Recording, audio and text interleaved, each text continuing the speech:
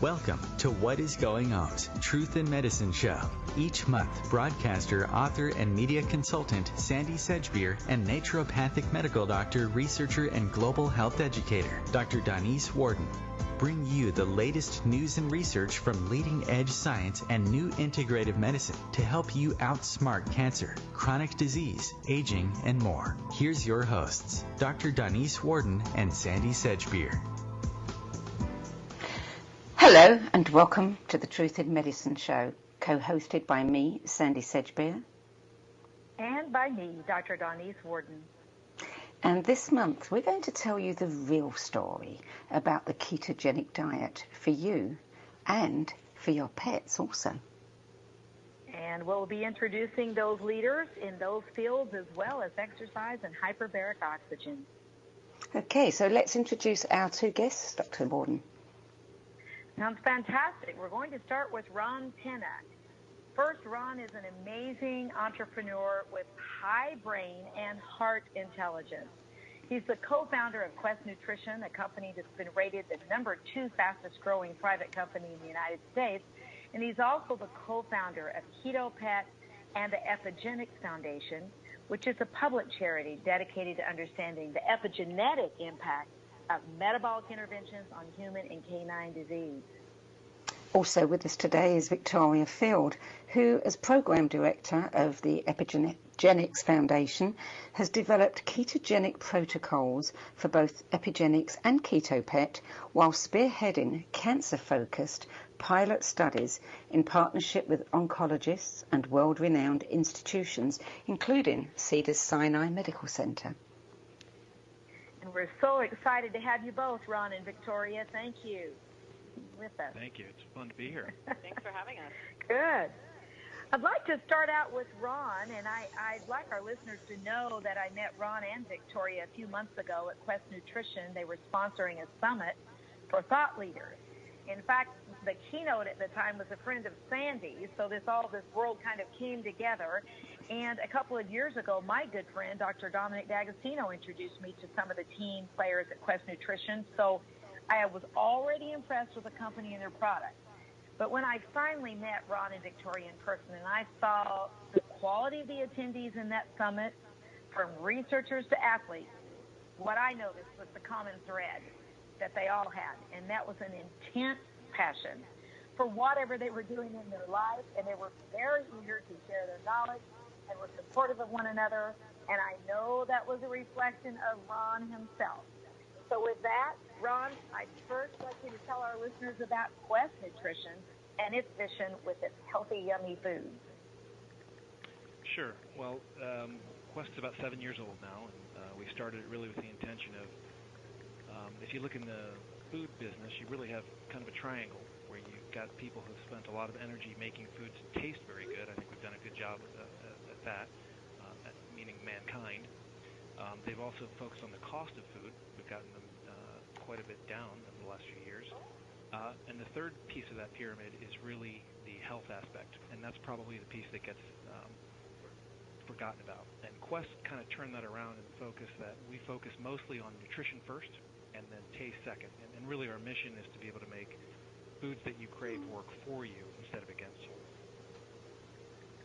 Fantastic. And I know that Quest is well respected and in its own right, just from a business acumen. I know that in its first 3 years, I read that it grew 57,000%. That's unbelievable. And I will tell you, especially for our listeners, we believe in intention, and we believe when your heart and your mind is in the right place, great things can happen. So do you believe that's part of what happened with Quest? Yeah, I mean, I think Quest is kind of interesting in the sense that we really are our target market. We sort of exist at that nexus where you've got foodies on one side that want to eat really yummy things, and then you've got people that are on a nutrition plan as well. And there's kind of a conflict there. And what Quest did really effectively is address that nexus point where you've got people being pulled to the left because they want to eat really delicious things and pulled to the right because they want to stay on their nutrition program. And what we did, we started with a protein bar, and our protein bar was basically a fat and protein product with some fiber, very little digestible carbohydrate. And that resonated with people, and a business really at the end of the day is nothing but the strength of its customers. And we were able able to capitalize on that because we were making a product for ourselves, and there was a lot of other like-minded people like us who bought that product, and yeah, it really took us to the stratosphere very quickly. So, Ron, tell us, what was the inspiration behind Epigenix and KetoPet? Well, essentially what it comes down to is with the success of Quest, there was a lot of questions out there that we were interested in.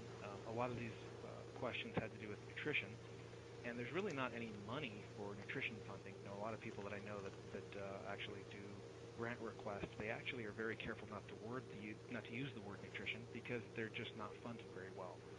So it was really, Epigenix was an opportunity for us to spend our own money to answer our own questions and see, you know, what are the impacts of food. Food really is a very powerful force, but because you can't really patent it, you can't really control it, there's no proprietary IP at the end of the day, there's just not the dollars going into really understanding it. And this was an opportunity for us to say, hey, let's just answer some questions ourselves and not worry about what comes out of it in terms of financially, just really the answers is what we were after. So let's bring on Victoria now. Victoria, welcome. We're happy to have you here. Tell us how you got started with KetoPet and about your work with the Sanctuary and with Epigenix.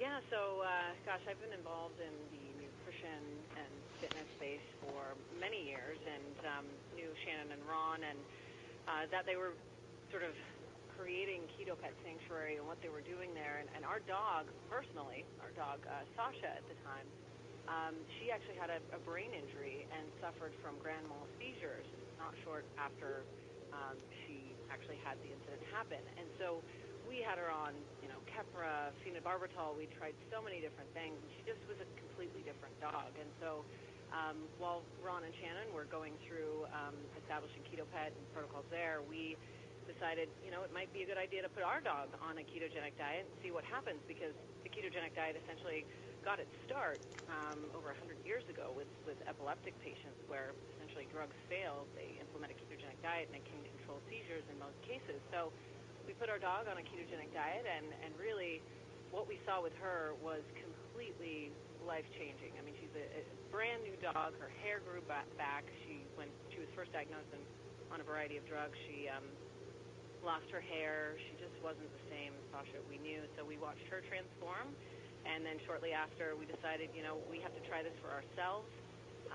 So we all sort of began the ketogenic diet, researched the science behind it, and really learned where this was headed, where it was used in the past, and the applications it was starting to be used for in the present, where it's going in the future, and just became inspired and decided it was a really great fit for me to come on board over at Epigenix.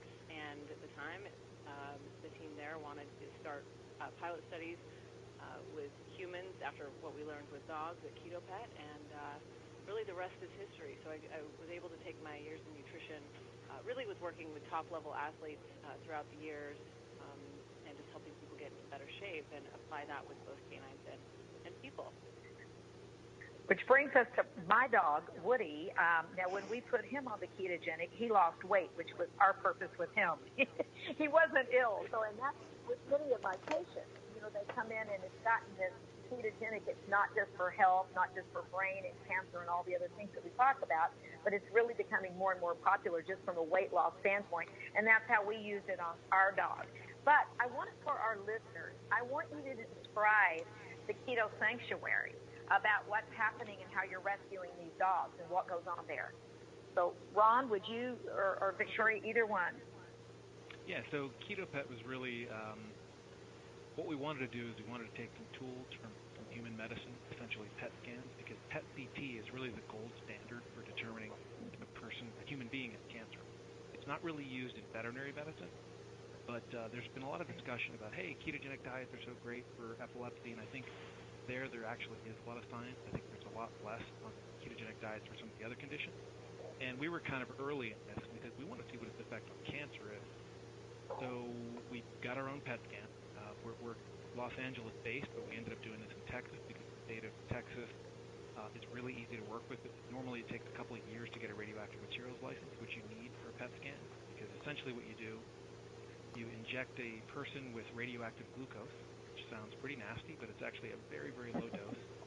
And then you put them in a tube, and you just kind of watch what their cells are doing. And if you're at rest, your cells should be burning fat. But in a PET scan, you'll notice maybe a hot spot, and that hot spot is essentially a group of cells that's burning glucose. Well, that's a pretty good bet that those cells metabolically are more active. They're using glycolysis to create energy, which is one of the hallmarks of cancer. So what we did is we had a 53-acre ranch in Texas. We would go to kill shelters. We would get dogs that were going to be euthanized, which you'd think would be a very easy pitch. Hey, before you kill that dog, why don't you give it to us? We're going to put it on a diet and try to save it. It was very difficult to do. A lot of people were saying, what are you guys doing? How do we know, where this dog's going to end up? We said, hey, it's open. You can come by. So we would recruit dogs that way. We would then take a PET scan on day 0, day 60, and day 120. So essentially, we could do a baseline to see, hey, what kind of tumor burden do they have, and we could watch it progress over time. We put them on a very high-fat, moderate protein, low-carbohydrate diet. That's what a ketogenic diet is, essentially. And that's how we did the whole program. Which is fantastic. It's commendable. I mean, just how many people would be able to have the space, do the funding, and be able to rescue these dogs. And I understand they have a great quality of life now. Can you tell us the end results of some of those? Maybe Victoria can tell us the happy stories. Some of the dogs. Sorry, go ahead. Go ahead. Let's start with the dogs. We're going to talk about the human trials in a minute. But I'd love for you to let our listeners know what's happening with those pets now. Yeah, so, I mean, we've really, as Ron mentioned, we've rescued dogs with a variety of forms of cancers, different stages. We weren't a research facility, so we really were a place where we could bring dogs in, care for them, give them a forever home, and watch sort of what happened when we put them on a really high-quality ketogenic diet. And many of these cases would come in with, horrific forms of cancer. So one being specifically, our first graduate of the program was Callie. She had hemangiosarcoma and came in with what, we essentially thought were a litter of puppies, which turned out to be one puppy and the rest was tumor. So in that process, she went through surgery, was PET scanned, and we followed her progression, and she went from, this deadly form of cancer where you might see 2 months to, it really is a fairly short lifespan once the dog's diagnosed with hemangiosarcoma. And today, she is still going for long walks, happy, and cancer-free. So she went through our 120-day program and followed a ketogenic diet, and she's doing very well today. And there's many other stories just like that. We have for those of our dogs that have gone through the program, we've got about a 55% success rate, and it's been pretty incredible to see these dogs go through right, which is fantastic.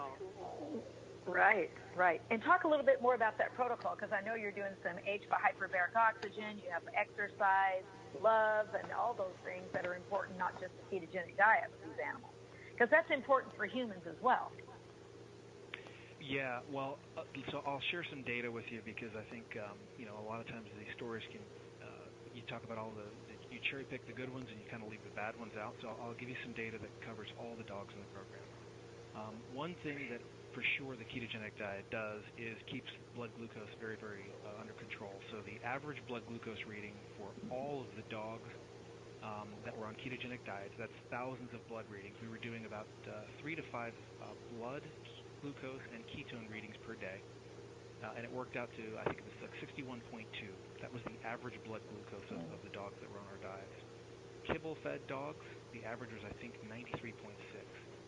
So it's a 50-point delta in blood glucose, and that's a good metric because disease progression, et cetera, gets a lot fuzzier. But that gives you an idea. It would be the equivalent of a human of someone having a blood glucose of 80, that was on the ketogenic diet, and then having a 120 eating a normal diet. What does that really translate into? We did use several modalities that you mentioned. So the core was the diet, and there was a lot of dogs. At the very beginning, we started with hyperbaric oxygen and ketogenic diets. That was a protocol that was popularized by Dominic D'Agostino. He was really the pioneer of using that. Thomas Seyfried as well in Boston. Those guys really made a tremendous argument for the metabolic theory of cancer, which is really what the inspiration was for KetoPet, which is essentially that instead of cancer being a genetic disease, it's one of metabolism. Essentially, the mitochondria, the powerhouses in the cell that create energy, that's really the place that you want to be looking at. And that's how ketogenic diets got involved in this. Over time, what we really found, we were never able to quantify. So we did IV vitamin C, we did hyperbaric oxygen, and we did ketogenic diets. Those were the three big modalities. We also did what we called metabolic conditioning, which is essentially intense exercise for the dogs that could do it. And what we found is that the diet really ended up being the cornerstone. Some of the most amazing success stories, Victoria mentioned hemangiosarcoma, which is the #1 killer of dogs.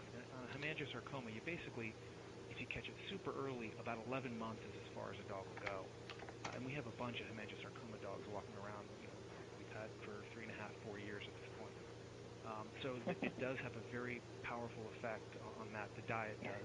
Hyperbaric oxygen for us, because we weren't able to find a way to quantify it, towards the end of the protocol, the dogs seemed to perform just as well without it. So, at the very end, we really just relied on nutrition. You're listening to What is Going On's Truth in Medicine show. And today we're talking about the ketogenic diet and the exciting results that are emerging from studies on both humans and pets. Our guests are Ron Penna, the co-founder of Quest Nutrition, the Epigenix Foundation, and the KetoPet Sanctuary, and program director of Epigenix, Victoria Fields. We'll be back with more after this break.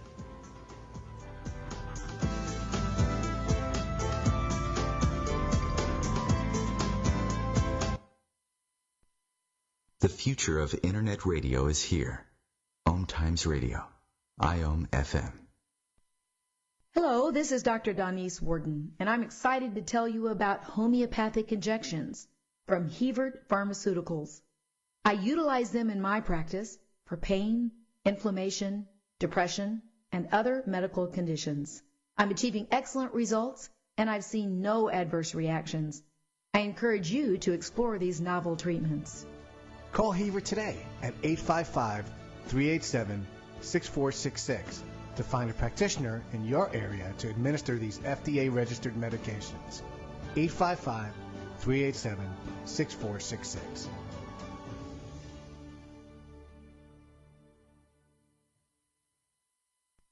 Change and growth are part of natural life and also part of your spiritual life. Everyone needs support and guidance, especially during life passages. Upgrade yourself with the OMTimes Experts program. With OMTimes Experts, you have access to the best intuitive coaches, spiritual teachers, counselors, astrologists, and oracles. Our team was carefully selected so you can trust. Find out more at experts.omtimes.com. More than 24 million Americans have an autoimmune disorder, and that number continues to grow. I'm Sharon Saylor, and I'm one of those 24 million. To put that number in perspective, cancer affects about 9 million and heart disease up to 22 million. That's why I've brought together top experts and those thriving regardless of their diagnosis to bring you the latest, most up-to-date information. Join me, Sharon Saylor, Friday night, 7 p.m. Eastern, for the Autoimmune Hour on Life Interrupted Radio to find out how to live your life uninterrupted. My name is Meera Batra, and this is How I Live United. Many families have come to America for a better life. I advocate for these families with United Way. United Way empowers them to see opportunities available. We help them get involved with their kids' schools and network within the community. My name is Meera Batra. I help families see opportunity and succeed. I don't just wear the shirt, I live it. Give, advocate, volunteer. Live United. Go to liveunited.org. Brought to you by United Way and the Ad Council.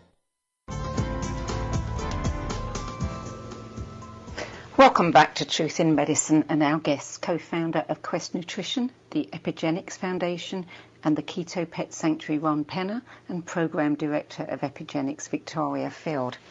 Victoria, you said you have about a 55% success rate at the sanctuary. I'm curious to know what happens to the dogs that survive. Do you keep them there? Do you keep them on the diets, or do you rehome them? Yeah, so we have a few different situations with each dog and sort of where they're at. Some of our dogs have been adopted out, and some we still continue to care for. And so it's been a really, really great process to be able to continue to follow them. Our program is typically about 120 days, where we do some of the things that Ron was mentioning, blood testing, obviously therapeutic level of ketogenic diet, along with other applications like hyperbaric oxygen chamber treatment.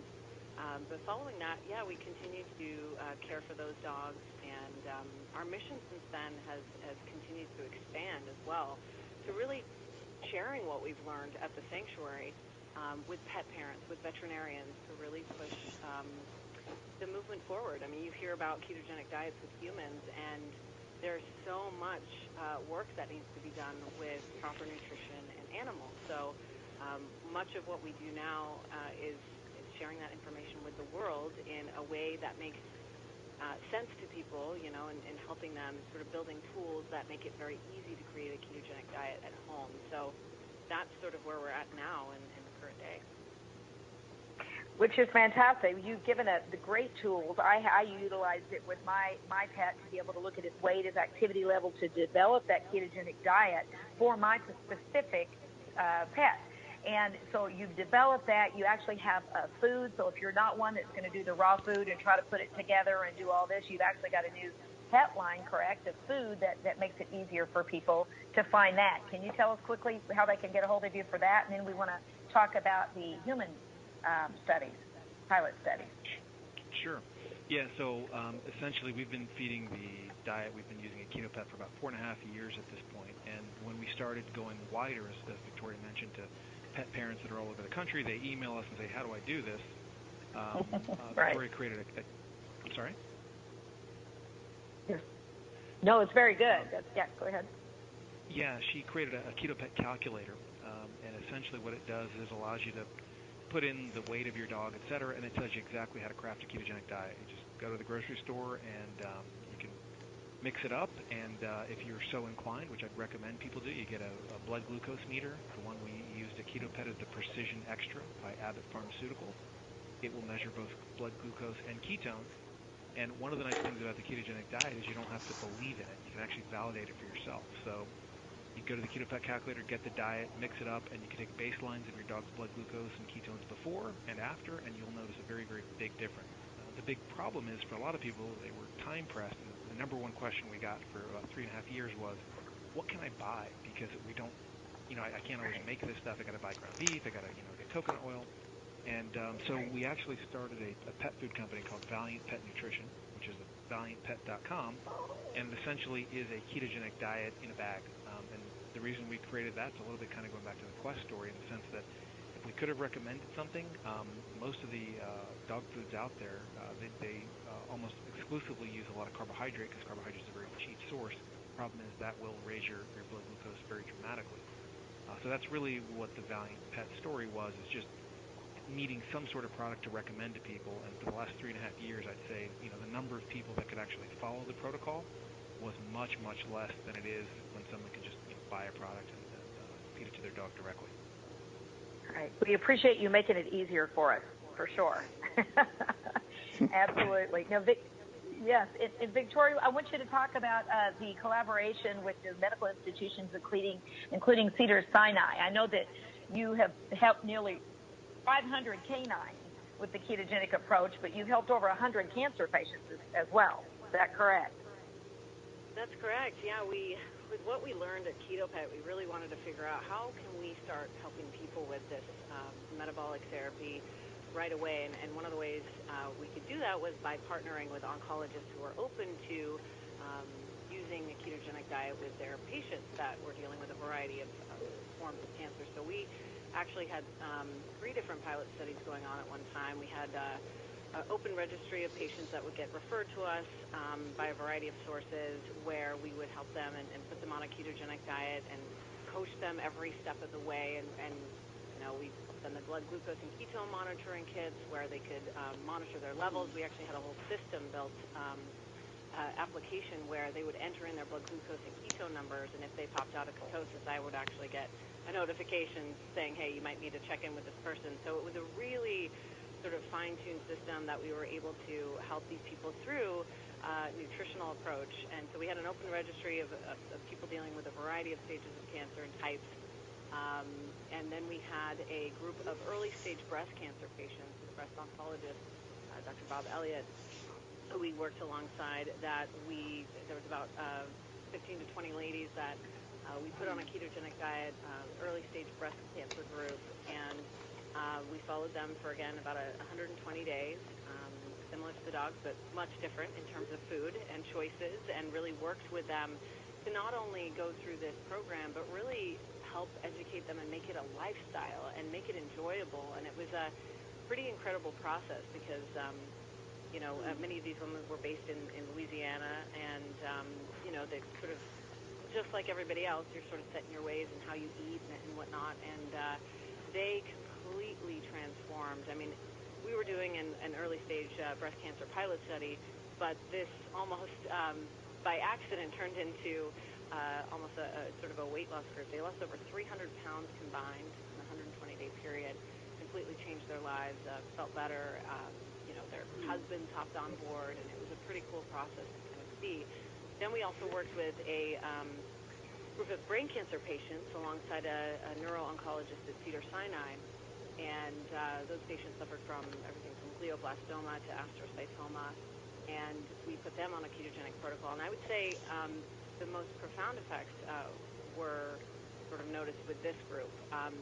We had patients come in where they were suffering from aphasia. They basically lost the ability to read and write, and in some cases speak properly due to the tumor or surgery or whatnot, what they've been going through, or maybe even seizures. And some of these people saw some pretty incredible changes just in quality of life and being able to read again within a matter of 4 weeks. Just ketones themselves are pretty neuroprotective, so seeing that and its direct impact on brain cancer specifically was pretty incredible to witness. And now Cedars-Sinai is actually, since the completion of our pilot study, they're going on to do some pretty cool work here in the future, I think, with metabolic therapy moving forward. So they're a pretty progressive group over there. And we've learned some amazing things along the way and really have seen people change their lives. But I would say the most incredible thing of it all is really these people adopting this as a way of life that, above all else, would give them a sense of empowerment. They actually have something that they can do day to day that, in many of these cases, made a big difference in a variety of ways. And Victoria, I'll say it's not only for those who are ill, that are struggling with brain pathologies, neurological or cancer. People feel better, and we know we've had quite a few guests, including Dr. Elliott. When you were talking about the group in Louisiana, that was the Dr. Robert Elliott group. Is that correct? Yes, correct. And he was our guest a couple of shows before this one. So our listeners are aware of that Louisiana group you're speaking of, which is great. But what I want everyone to know, you do not have to be ill, neither do your pets, to be able to adopt this. And I don't like saying the ketogenic diet. It's not a diet. As you're saying, it is a way of life. 100%. And actually, Ron and I both follow our own variations of the ketogenic diet just because we feel better on it.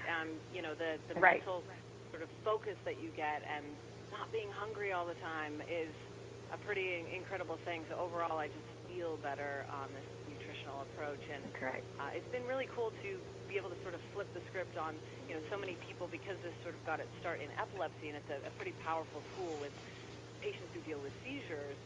But because, in that space, mostly you're looking at sort of a classic ketogenic diet where fat is really, really high. About 90% of calories are coming from fat when it's used in sort of an epilepsy application. Right. But it really has a variety of variations where it can be, fat makes things taste good, right? So it can be a really, really great way of life. And both Ron and I enjoy it. So let me ask a question. Perhaps you can answer this one, Ron. Ketogenic diet is something that I have played with on and off for the past year or two. And it is not an easy way of eating, because it is so easy to go over one of the elements that you should not be going over. So how do you manage it and stay within those parameters on a permanent basis?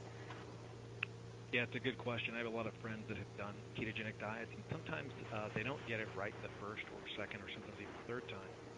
The biggest thing that I've seen people be successful with is when they're in sort of a community, and I don't mean that in any deep way. Sometimes it's just having a few friends that are on it. Some people will start following people on Instagram or Facebook that post about what they eat. It's mostly about knowing what you can and can't do. You know, Victoria and I could stop at McDonald's. We could eat our ketogenic diet pretty much anywhere. It's actually easier to travel on a ketogenic diet than it is on a low-fat diet. Having done both, Victoria and I both agree on that. But I think it's that element of putting it top of mind where when you're on your phone and you're looking at Instagram, for example, you can actually see what people are making, et cetera. Because you're right, it's very easy for that carbohydrate number to creep up, and then before you know it, if you're paying attention to your blood ketone levels, you'll notice they plummet. And so that's probably the single biggest piece. And it really ultimately comes down to knowledge, because I know people who screw it up, so to speak, several times. But after a year or so, they just get tighter and tighter, and pretty much they know exactly what they can and can't do. And it's ultimately a knowledge thing, but it's definitely facilitated by having some sort of group of friends or some sort of community that helps you get through the early days. You mentioned a device, Precision Extra, which you said measures ketones as well in the blood. Is this a bit like the little diabetic, blood testers, a device like that? That's exactly what it is. Yeah, the Precision Extra is made by Abbott Pharmaceuticals. You can buy it on Amazon.com, but it's unique in that not a lot of devices will let you measure both blood glucose and ketones. Each requires a different type of strip, but I found for myself, there's a lot of diets that I've tried and things. The ketogenic diet is unique in that it's quantitative. You can actually see, wow, my blood glucose was 92 before I started the diet. Now I'm always in the 70s or even 60s. And ketones are effectively 0 to 0.1 or 2 millimolar. And then when you go on a ketogenic diet, they jump very high. And you can actually keep track of it. And it becomes a little bit like a game for a lot of people. And I think that while it may sound cumbersome, you don't need to do it. Like I don't track my numbers very often, almost at all. But there was a time when I was doing 5 or 6 draws a day and really paying attention. And it's fascinating because you can see exactly what a food does to you. And you'll notice when you're eating ketogenic foods, your blood glucose doesn't change that much. Your ketones can stay elevated. But if you eat a more high carbohydrate-rich diet, your blood sugar is up and down all the time. That's right, and that causes stress, and stress causes that, and vice versa. So we know in any of us working in health that blood sugar is critical for overall health and prevention. And I want to ask you, Ron, though, we know those of us doing keto or some combination, we know about fat bombs, and that's yummy. But when we're on the go, tell us about your bars. Tell us about the things that we can throw in our purse and have while we're on the ketogenic, while we're traveling, while we're, people are going to get kids, all those things. How can you make it easier for our listeners? Well, all you really got to do, a ketogenic diet, I think the first and foremost principle is watching your carbohydrate intake. And most people on a ketogenic diet keep their carbohydrates under 30. There's lots of options for there. I appreciate the opportunity to talk about Quest Nutrition products, but there's plenty of things, everything from eggs to cheese. That's something I've noticed a lot now at Starbucks and places. Even 3 years ago, you didn't see that, but now there really are quite a few, we'll call them ketogenic options, which are essentially, higher fat and protein and very low in carbohydrate. But anything that's got a low net carbohydrate, meaning you take whatever the carbohydrate is and you subtract fiber, that's your net carbohydrate. That's actually what you're going to digest, and that's really what has impact on blood glucose. And anything that, is in a reasonable range where over the course of a day you're going to stay under that 30 number is a very viable, on-the-go snack. Right. Well, a lot of people do use those bars, and that's what you just said, the information on how to really read that label, which I spend a lot of time with patients. It's not just because it says natural healthy on there. It doesn't mean it's natural healthy. You've got to learn to read the label, know what you're getting. But your bars taste good, and they are. So I'll promote it if you're not going to. I appreciate that you're not. I also appreciate that you and Victoria, the work that you're doing, the companies that you have founded, that you're helping health, overall wellness for everyone. And we appreciate the work that you're doing. All around, not just from the corporations, but with people and pets. We appreciate you. We appreciate the work you're doing to get the message out. What's interesting to me, having been around the health business for many, many years, is that it's become such a lucrative industry that all kinds of people are in the business now. And it is really refreshing to come across a company that really does have passion, heart and integrity. So thank you to both of you for that. That's very, very kind of you to say. And putting your finances and profits toward the research, and I really appreciate that. Many companies do not turn around and put that back in, and you have. And we are commended for that as well. So we're big fans of you and the Keto Sanctuary, KetoPet. We want all our listeners to go and listen and look and contribute to the foundation and to help continue your work and to continue to help spread the word about that we can be healthy and we don't have to be ill. Yeah, it really is nice to see people doing research on pets that is actually very positive and saving their lives. Thanks. Yeah. We do have some pretty cool educational tools there on our website, sort of an ebook that walks you through it. So if anybody needs help with it, that's what we're here for. Well, before we go to break, why don't you give us details of your websites? Details on some of the educational on the website? Yeah, so it's ketopetsanctuary.com. You can also go to epigenixfoundation.org. On our KetoPet website, you'll find, if you go onto our keto calculator, when you enter your email in there, we will send you that free ebook that basically walks you through what a ketogenic diet is, what's a ketogenic diet in relation to canines, and then we're there to answer questions as well. We are very much so on social media. You can find us under KetoPet, and we really have a passion for helping people and helping push this movement forward because nutrition is a powerful tool and food can be medicine. So we want to be a part of this movement and help people in the process. Ron, Penna, Victoria Field, thank you so much for joining us today. Thank you. Thank you. It's been a pleasure. We really appreciate it. You're listening to What is Going On's Truth in Medicine show. I'm Sandie Sedgbeer. And I'm Dr. Donnie Worden, and this month we're delving into the real story about the ketogenic diet for you and your pet. We'll be back with more after this break. Stay tuned.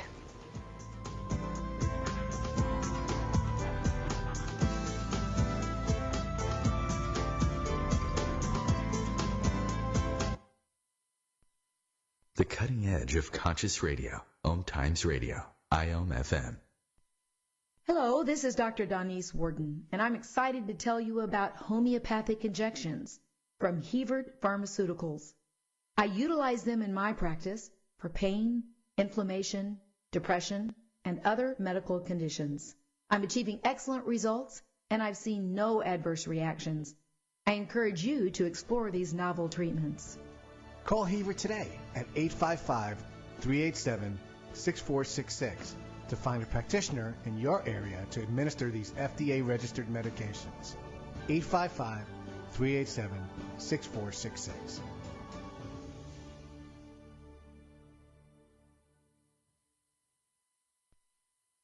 Being a radio host on IOM-FM allows you to build your show on a rich platform with the power of the internet to fulfill your outreach goals and connect with a very specialized and global online audience, unlimited by time and distance. OMTimes Radio will provide you with web relevance, a recognizable conscious brand, and with the standard of excellence that has accompanied every single OMTimes endeavor. Host your show with OMTimes Radio Network.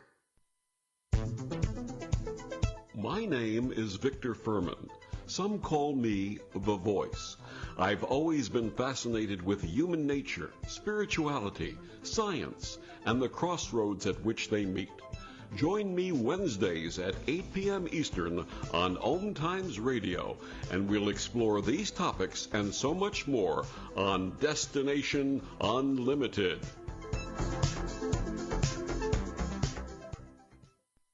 I am Fidel Nsombo. I was born in a city called Bukavu in the Congo. We were a loving family, and then, boom, everything that I had disappeared in a single day. People think that when you are a refugee and they resettle you to America, and all your problems are done. They don't understand that that's the beginning of everything.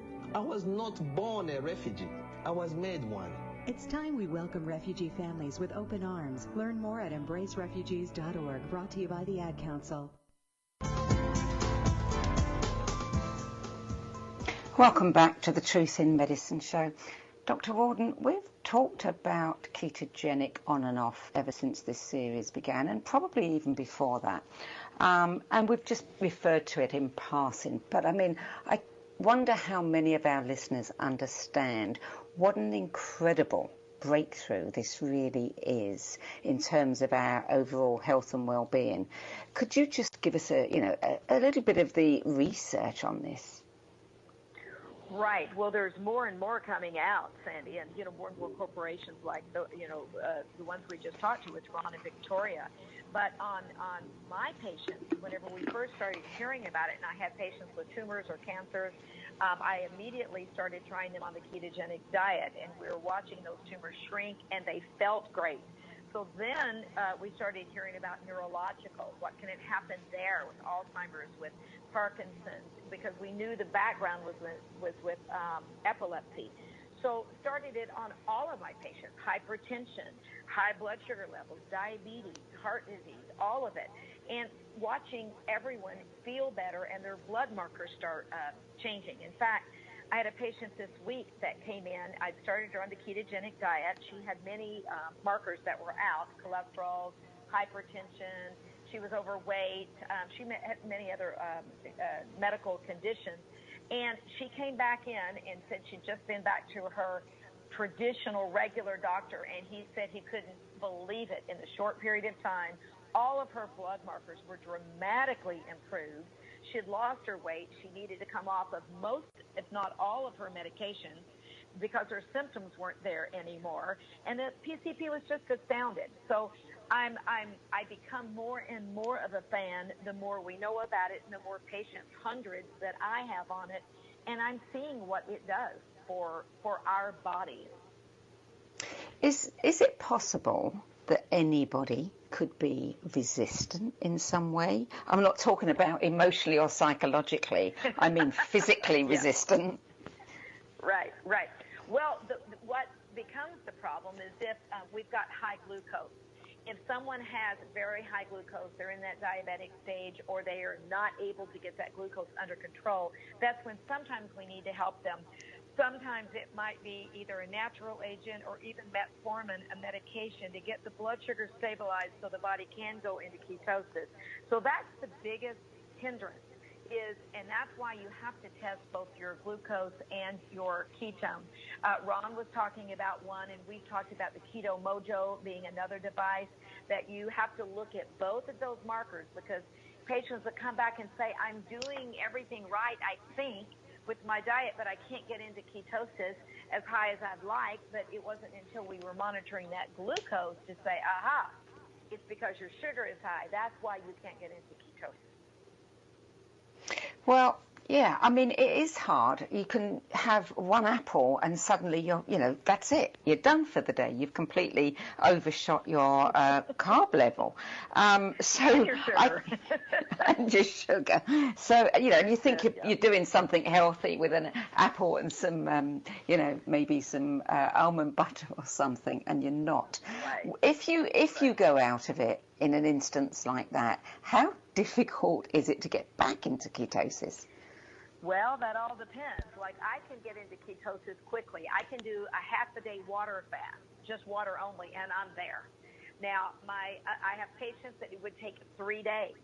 So you can do water fasting. You can do other types of things to try to help you get back there quickly. But it depends on your sugar, your stress level. It depends on your body, how quickly you're going to get back in. So that's very independent. Of each person. Some are very quick. I can go into ketosis quickly. Others might take 2 or 3 days to get back in it, Sandie.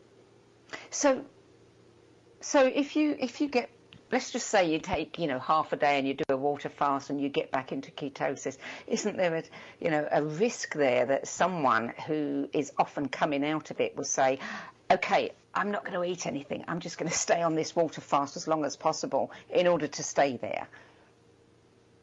Well, I'm not sure it's a risk. I would say anytime that you're doing any kind of fasting or something like that, you really need to work with someone who knows what they're doing, either your physician or someone that's been working in this space, because fasting is therapeutic. Its benefits are just as extensive as ketogenic. You're doing the same thing. You're putting yourself into ketosis. It's that same process. So you have to do it right. And when you do, I've done 4-day water fast. You really need to know what you're doing and be able to ease in and out of that appropriately. But water fasting is not bad. It's not a danger if you're not overdoing it. We can go 30 or 45 days without food, but we do need water. So as long as you have that water there, you're usually not at risk. What about all these products that are coming onto the market? Like you can buy them on Amazon even. A jar of powder that you add to your water and it immediately, puts you into ketosis. The different bars that we've talked about, the products, etc. What do you think about these? Well, there are ketone salts, and that's what's in there. And Dr. D'Agostino, that we keep referring to, and we'll have Dominic on the show, is that those salts that have been developed help your body develop ketones. They help you produce the ketones. And the ketones are the things in your body that help you burn the fat. It's just kind of an easy way to describe it. You're after producing ketones. So if you put what we call exogenous or outside sources of ketones in, then you already have those ketones floating around. I think they have a place. I definitely think they have a place, but there's a lot of products out there saying that they've got these ketone salts in it, and they don't have the scientifically proven or sound ones. So I think it's a buyer beware for sure. There are a few companies that use the right kinds of ketone salts, but I also know that there are some ketone esters, which are far stronger than the salts.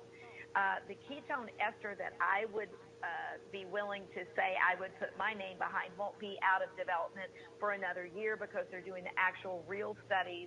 They're knowing what they're doing with it. And again, part of this is attached to Dr. D'Agostino. I only would recommend the ones that have the research behind it that I know are safe and are actually in the product. As we talked many times, Sandy, many nutritional products don't have in them what they say they have on that label, and what they have on top of that could be harmful is worse too. Many ketogenic products, you look at them and they're full of sugar. That to me is no longer healthy. We'd rather do it with the diet as much as we can, but there is a time and a place for those products, the good ones. Well, I tried one of these powders, and I have to say, it really made my head feel quite spacey. Is that acceptable? Well, that's just you. Well, no, but I would say it really was probably more about your blood sugar. It wasn't about the ketones or you even getting in or out of ketosis. It would have been what that particular powder did to your glucose at the time, because glucose, that sugar, is what makes you feel spacey or not. Now, there is a keto fog that some people kind of go through while they're adapting, while their body's getting used to burning fat. Instead of using carbs, it's using fat. And that can happen. Most of my patients don't go through that. It depends on how you get them going through, and you just feel good. You feel clear. You feel sharp. Your brain is working better than it did before. That's truly the way you're supposed to feel. So what you felt, Sandy, I have a feeling may have been more with your glucose struggling instead of the ketogenic, the ketone side. Well, tell me about keto strips. I know you don't think much of them, but for people who are not in a position to be able to buy something like the Precision Extra, what recourse do they have? Right. Well, the only way we had at the beginning was the urine strips, like diabetics use to see what your ketone levels were. That's how we told everybody to do it. Then we realized, hey, we've got to be looking at the glucose. So now you've got to get a glucose monitor and do that. So that Precision and the Keto Mojo, what they do is just have one device where you have these strips, and you still have to use two separate strips, one to do your sugar and one to look at your ketones. That way you're really doing it right. And it's not that hard. I don't want our listeners to think, oh, my gosh, it's too confusing. I don't want to do it. I'll just starve myself and not eat anything, right? It's not that hard. There are good sources. We've talked about Ruled, RULED.me before. Good little educational site. There are many out there now. There are programs that you can sign into where it's 9-week program or 8-week where you get support. But I would say look into our guests today. Look into their sites. They have many resources and an ability on social media to help you in that community that we're talking about. When you're in those communities, there's amazing diets, there's amazing things, and you say, wow, I didn't think about that. When I do this, it might be causing me not to get into ketosis. It just allows you to learn without having to pay a fortune to a physician or someone else trying to guide you through these things. So there are so many websites now. Everybody's jumping on the bandwagon. You mentioned ruled.me, which I know is one that you like. Is there any other website beyond the ones belonging to our guests today? Yes, and theirs are very good today. If you're getting on the, on the Quest side and all these in the communities, but there are many. It's like every day there are several more that pop up, Cindy. That's the problem. And even having time to even vet them to know what's good and what's not. All I can say right now, the one that I think is sticking with the science and giving the science that I know is rule.me, but it doesn't mean there's not others out there. It's just the only one right now that I know enough about to say I agree with most of what he's saying, and he's providing accurate information. And I that site also is Dr. D'Agostino and others that we work with in this arena agree that he's doing a nice job on that rule.me site. I've seen some bars. Free recipes, all that. Yeah, I've seen some bars in some of the health stores, and I noticed a new one the other day. I don't know whether it's truly new or just new to this particular store, but it was called a keto bar, and it was very dense. It was very chewy. I mean, it certainly satisfied the chew factor and the time it took to chew it and ingest it. But it was $5. Why are they so expensive? Right. Well, some of it, you say how much of it is marketing, right? Because they're jumping on the bandwagon. But I will say, when you put high-quality ingredients into something, it's going to cost more than the junk bars. If you look at most bars out there, they're mostly carbohydrate, which is cheap, which Ron talked about. It's cheap, inexpensive ingredients. So you're getting what you're paying for. So I'd rather pay $5 for a good bar that had the appropriate ratio of fat and carbs, and it was, hopefully as genetically unmodified and organic as you can get, that kind of thing. I'd rather pay a couple more dollars and know that that is my meal for a while, or that's what I'm eating. It's less than going out and eating a hamburger, or something that's really junk for you. You get what you pay for, but you got to read that label. Ron gave you the quote sheet a minute ago, and our listeners can go back and listen to it. But you've got to go back and you've got to learn how to calculate that and say, oh, so the carbs and the fiber and the sugar, that you can't just look at the sugar content. You've got to be able to calculate it to know what you're really getting. Yeah. So tell us about some of the other conditions beyond cancer and weight loss that are responding favorably to the ketogenic diet. Right. Well, migraines. I've had many patients that have had a reduction, if not a cessation of their migraines. Fatty liver disease. I've talked a little about using that FibroScan devices to be able to quantify if people have fatty liver or fibrosis. The ketogenic diet was reducing those markers for fatty liver disease. Polycystic ovarian syndrome has been studied. Heart disease, high blood pressure, chronic inflammation, Alzheimer's, Parkinson's, any of the neurological are starting to look really good. And these are ones that have been studied. We have research behind it. High blood pressure, type 1, type 2 diabetes, and, of course, epilepsy, and that's where it kind of all began. But I will tell you, beyond that list I just talked about with studies, the things that I'm seeing that haven't been studied yet, that are blood markers that are changing for my patients, things that I didn't correlate. And the only thing they did different was the ketogenic diet, cleaning up their diet. The things that change for my patients are quite dramatic. So I think we're going to learn more and have more and more issues that will be helped with this kind of lifestyle change is what I would say. Well, diabetes, Alzheimer's and Parkinson's, I mean, huge, incredibly beneficial in that case. That's right. That's right. So we know that the brain is mostly made of fat. It really likes fat. It loves to use ketones. It loves to use this as its fuel instead of this sugar and insulin spikes that we get.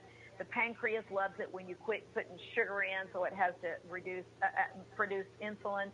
There are so many things that we know about the advantages of going into this ketogenic state. The body loves to burn fat and produce ketones, and it's a very efficient fuel. It's neuroprotective, more efficient than sugar.